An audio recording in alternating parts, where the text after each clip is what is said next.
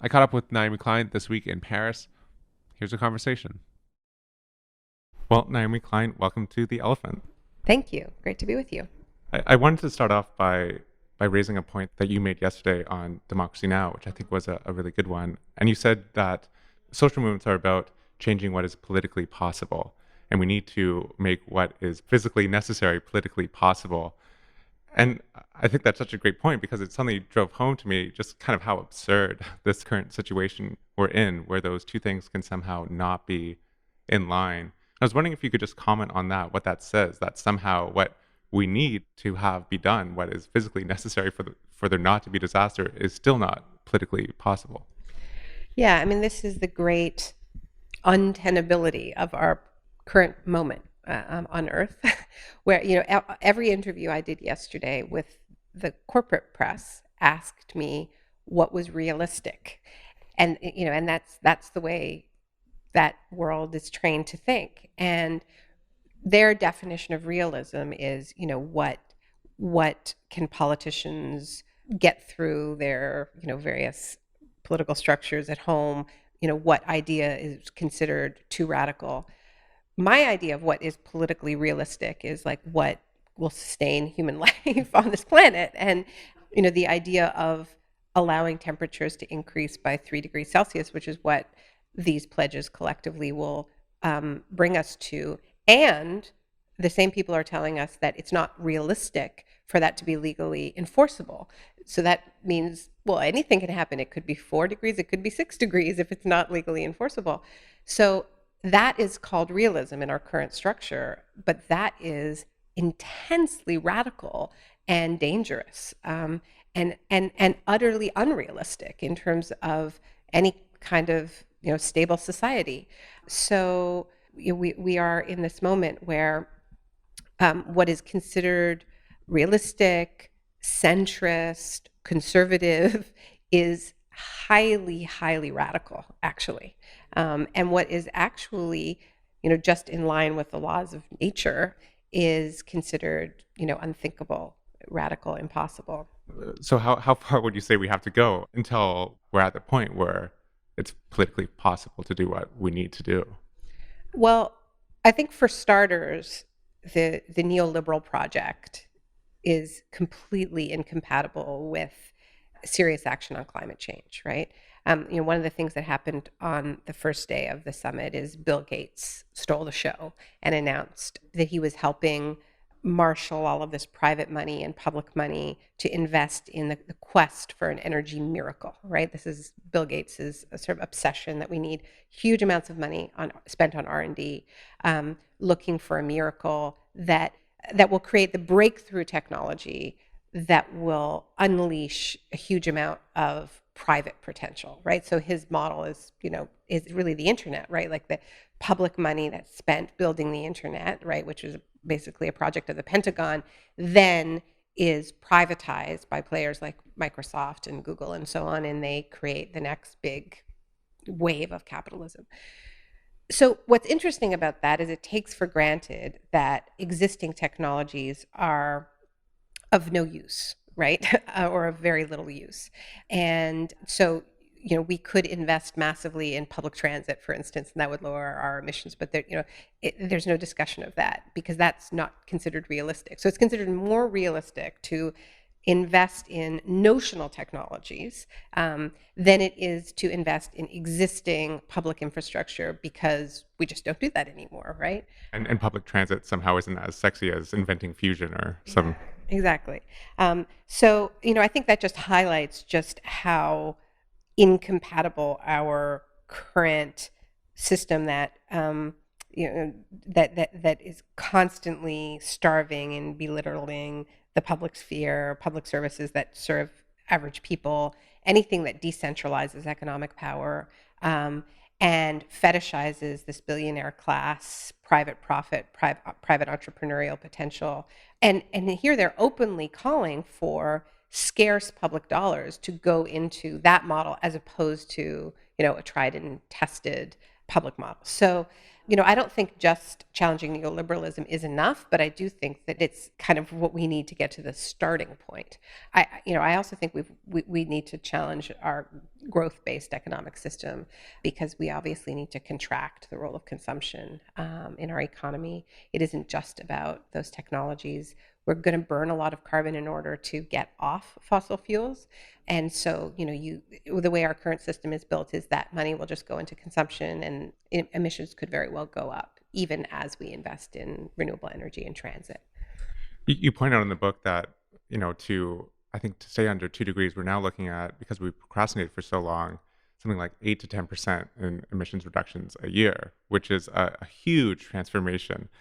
But you make an interesting point about World War II in that suddenly we mobilized the resources. We did things that were potentially before culturally not seen as acceptable, even things like rations or women working in the workforce. Could you just talk a bit about that? Yeah, I mean, that 8 to 10 figure comes from the Tyndall Center on Climate Change Research, which is one of the world's leading research centers. It comes from Kevin Anderson, who's deputy director of the Tyndall Center. He's here in Paris, and probably the world's leading expert on radical emission reductions. And I think it's important to to point out that these are not my numbers. These numbers come from the Tyndall Center, and nobody has disputed them. Nobody has disputed them.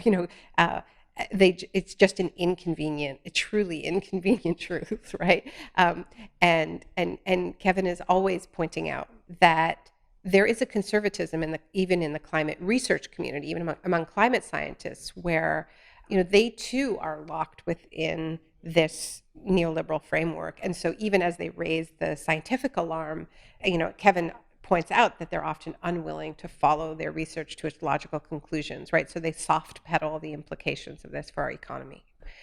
But the precedent, the World War II precedent, I think is a really important one because it shows that economies can be transformed very, very quickly. In North America and in England during World War II, you saw a complete transformation in how people move themselves around, right? So I think there was in some cases more than a 90% increase in use of public transit. Leisure driving just completely disappeared. People didn't just go for a drive anymore because they were rationing the use of petrol.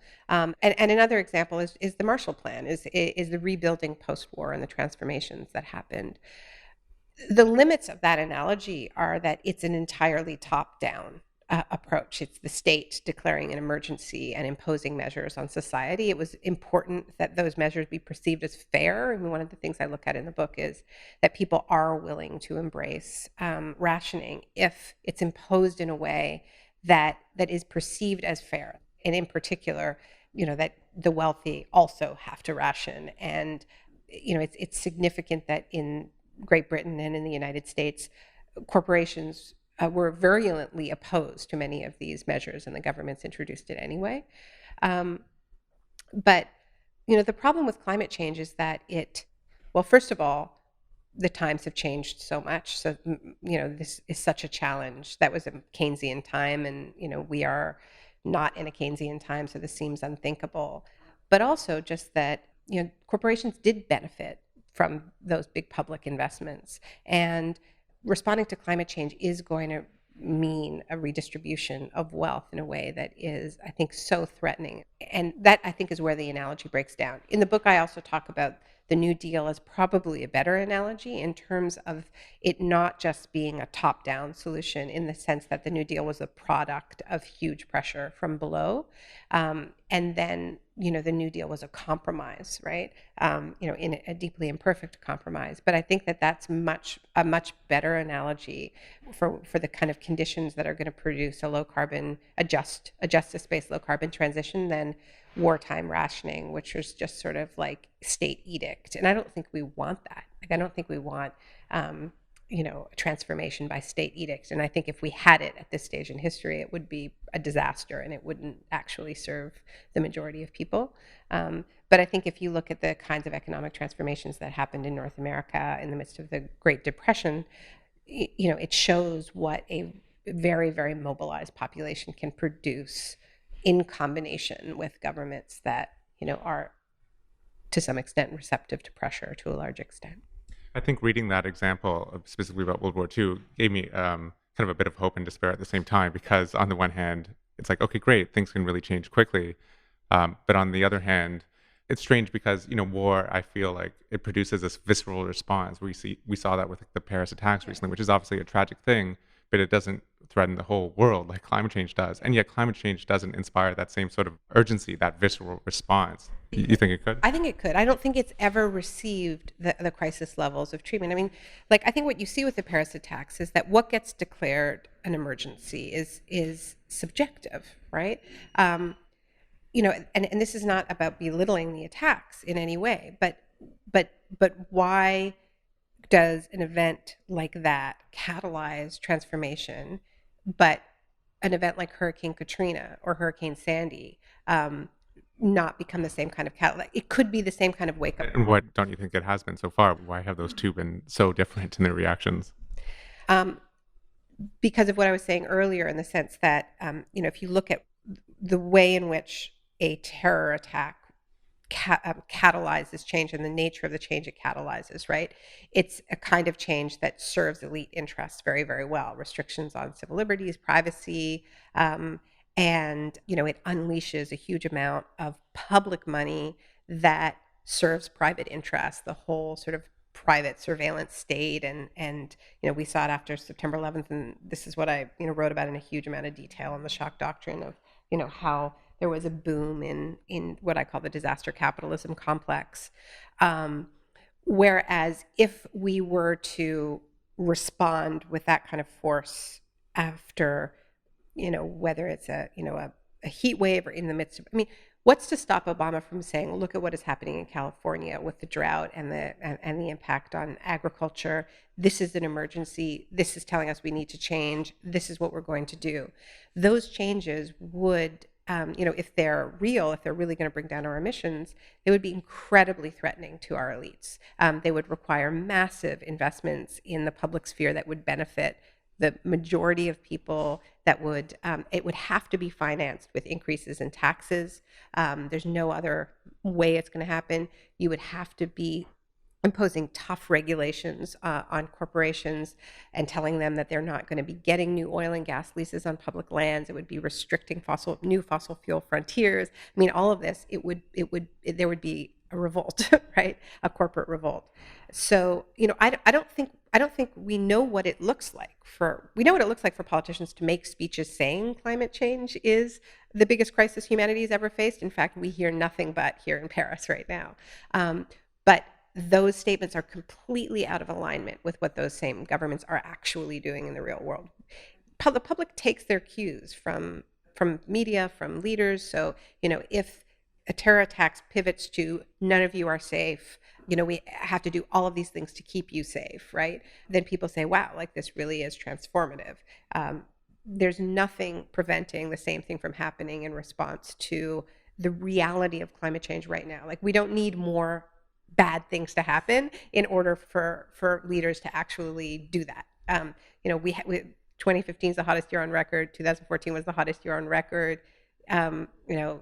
Whether Hurricane Sandy, Typhoon Haiyan, I mean, whatever it is, like, I definitely do not believe we have to wait for things to get better before we can declare an emergency. There is no shortage of Things to get worse. to do that. No, and there are some people who sort of say that things haven't gotten bad enough. No, things are very bad. We don't connect the dots between them. We could even be doing that in relation to the Syrian drought and the way it catalyzed the outbreak of civil war and the connection with the refugee crisis. There's no shortage of emergencies in the way climate change is playing out. There is an absolute cognitive dissonance between the discourse around climate change and the kinds of reactions. When people see that, when people see this huge dissonance between the discourse and the response, they basically tune out because it doesn't add up.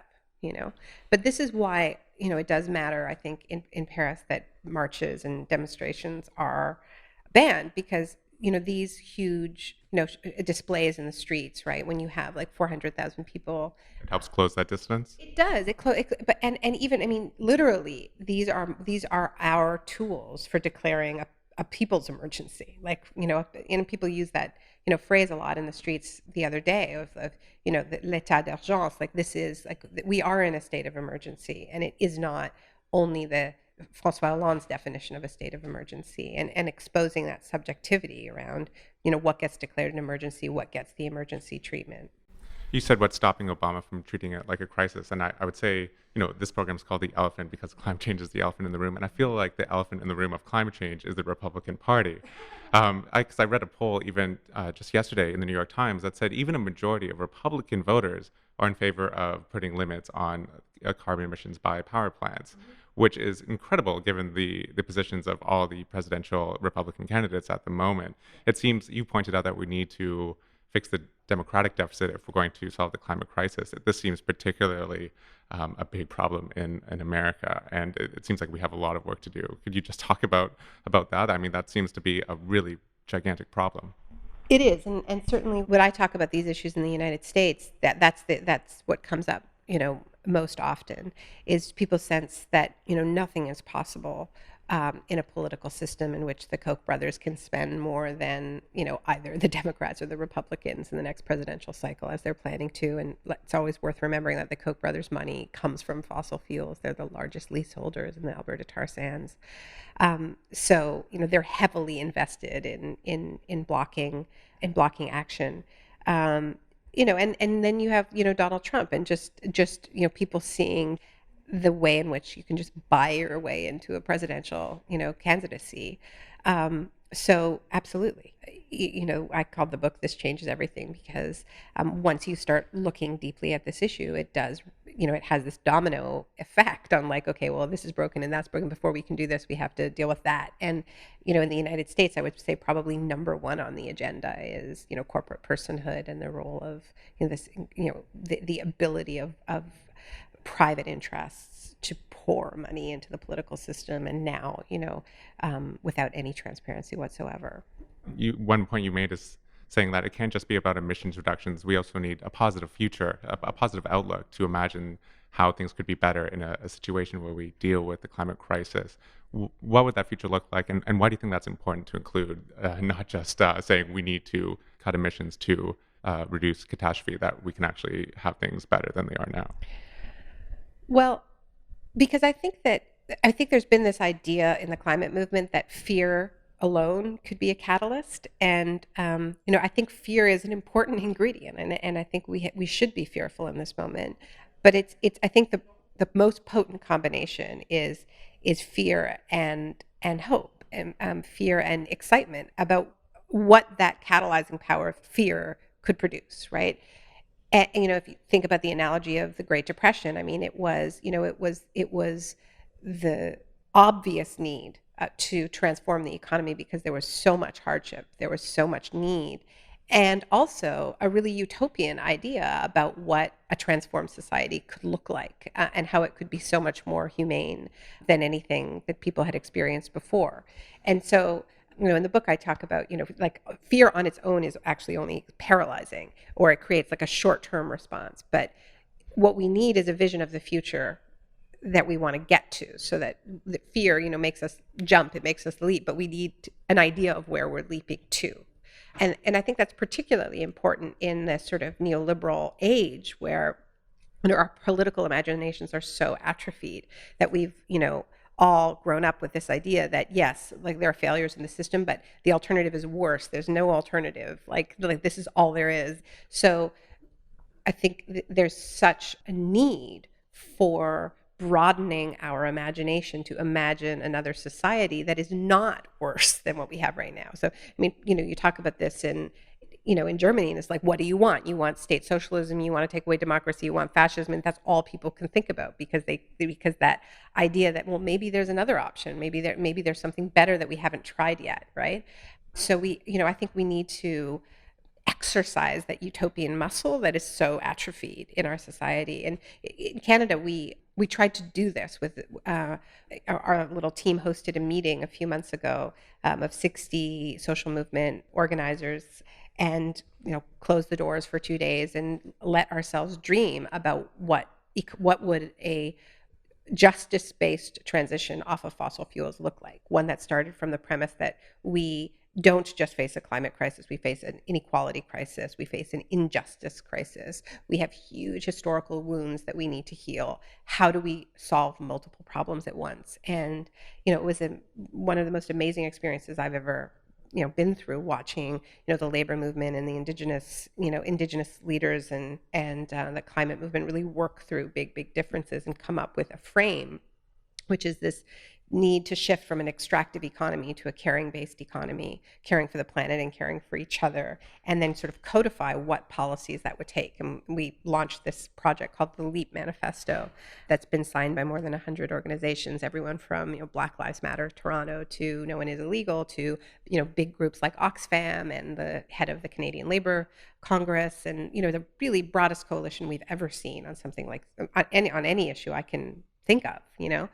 And we just said, our political parties aren't leading, we're going to lead from below.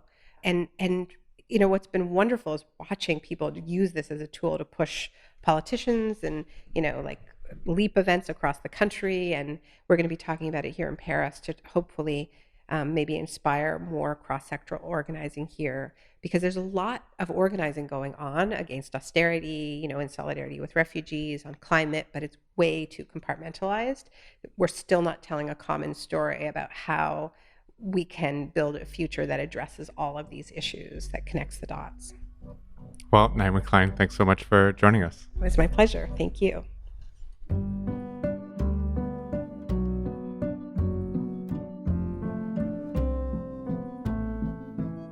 That was Naomi Klein, writer, activist, and author of This Changes Everything. And that's it for The Elephant this time, and we'll be back with more interviews soon, live from Paris. The Elephant is put together by myself, Kevin Caners, along with Christina Peters and Matthias Gutz. Make sure to subscribe to our podcast in iTunes, and as always, you can visit us online at elephantpodcast.org to find all of our past interviews. We're given support by the Climate Kick Alumni Association. I'm Kevin Caners. See you soon.